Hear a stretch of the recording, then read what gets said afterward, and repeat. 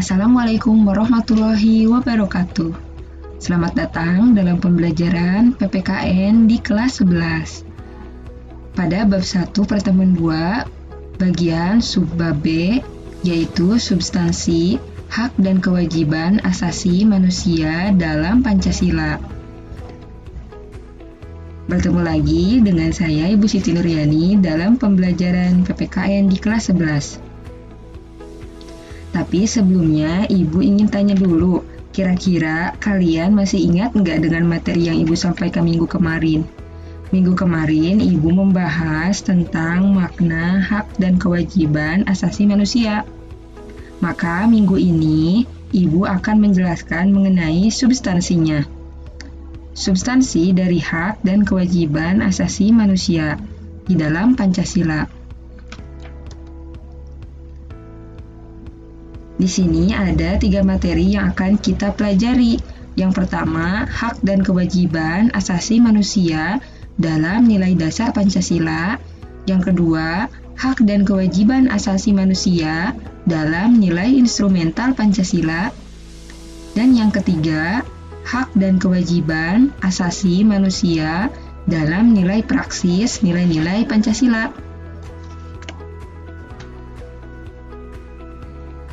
Nah, yang pertama, hak dan kewajiban asasi manusia dalam nilai dasar Pancasila.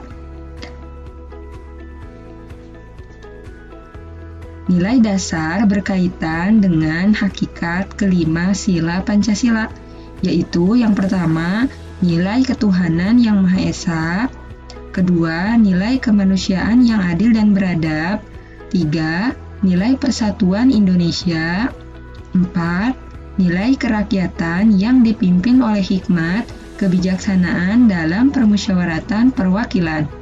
Dan yang kelima yaitu nilai keadilan sosial bagi seluruh rakyat Indonesia. Nah, baik, kita akan bahas satu persatu. Yang pertama, nilai ketuhanan yang Maha Esa. Maksudnya adalah menjamin hak kemerdekaan untuk memeluk agama, melaksanakan ibadah, dan menghormati perbedaan agama. Yang kedua, nilai kemanusiaan yang adil dan beradab. Artinya, menempatkan hak setiap warga negara pada kedudukan yang sama dalam hukum, serta memiliki kewajiban dan hak-hak yang sama untuk mendapatkan jaminan dan perlindungan undang-undang. Ketiga, nilai persatuan Indonesia. Artinya, mengamanatkan adanya unsur pemersatu di antara warga negara dengan semangat rela berkorban dan menetapkan kepentingan bangsa dan negara di atas kepentingan pribadi dan golongan. Yang keempat, nilai kerakyatan yang dipimpin oleh hikmat kebijaksanaan dalam permusyawaratan perwakilan, yaitu tercermin dalam kehidupan berbangsa dan bernegara serta pelaksanaan pemerintahan yang demokratis. Nah, yang kelima, nilai keadilan sosial bagi seluruh rakyat Indonesia, yaitu dengan mengakui hak milik perorangan dan dilindungi pemanfaatannya oleh negara, serta memberi kesempatan sebesar-besarnya pada masyarakat. Selanjutnya adalah hak dan kewajiban asasi manusia dalam nilai instrumental Pancasila. Instrumen itu adalah sebuah alat, jadi di sini nilai instrumen itu adalah sebuah penjabaran dari nilai dasar yang tadi. Jadi nilai instrumental itu pedoman pelaksanaan dari kelima Pancasila.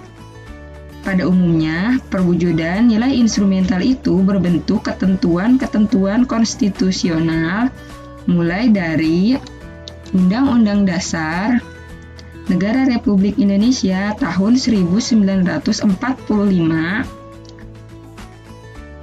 yaitu terutama pasal 28A sampai 28J, sampai dengan peraturan daerah.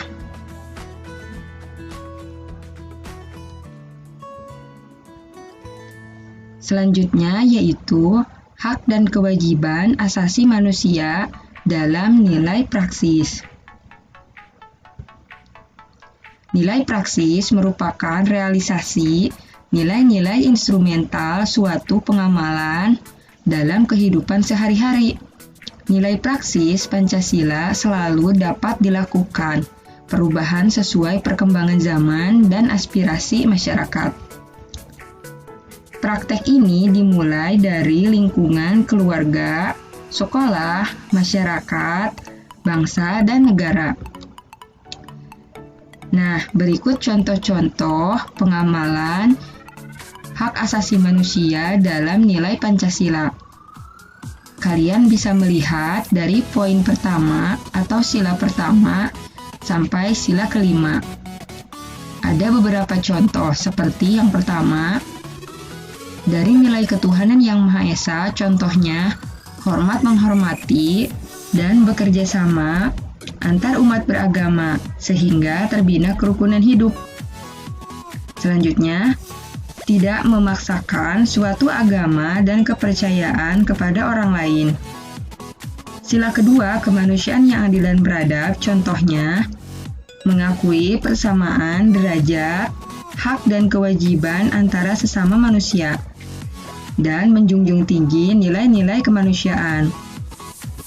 Nilai persatuan, yaitu contohnya rela berkorban untuk kepentingan bangsa dan negara, bangga sebagai bangsa Indonesia dan bertanah air Indonesia, serta cinta tanah air dan bangsa. Sila keempat, kerakyatan yang dipimpin oleh hikmat, kebijaksanaan dalam permusyawaratan perwakilan. Contohnya, mengutamakan kepentingan negara dan masyarakat, serta mengutamakan musyawarah dalam mengambil keputusan untuk kepentingan bersama. Dan yang terakhir, sila kelima, keadilan sosial bagi seluruh rakyat Indonesia. Contohnya, menjaga keseimbangan antara hak dan kewajiban, suka memberi pertolongan kepada orang lain, serta menjauhi sifat boros dan gaya hidup mewah. Nah, ada sebuah pepatah dari Imam Syafi'i, bila kamu tak tahan penatnya belajar, maka kamu akan menanggung perihnya kebodohan. Semangat belajarnya ya. Oke, sekian materi dari Ibu hari ini. Jangan lupa belajar dan kalian juga bisa menambahkan dari referensi lainnya. Karena ilmu sosial itu tidak bisa kalau hanya dari satu sumber saja. Sampai jumpa di pertemuan berikutnya. Mohon maaf bila ada kekurangan. Assalamualaikum warahmatullahi wabarakatuh.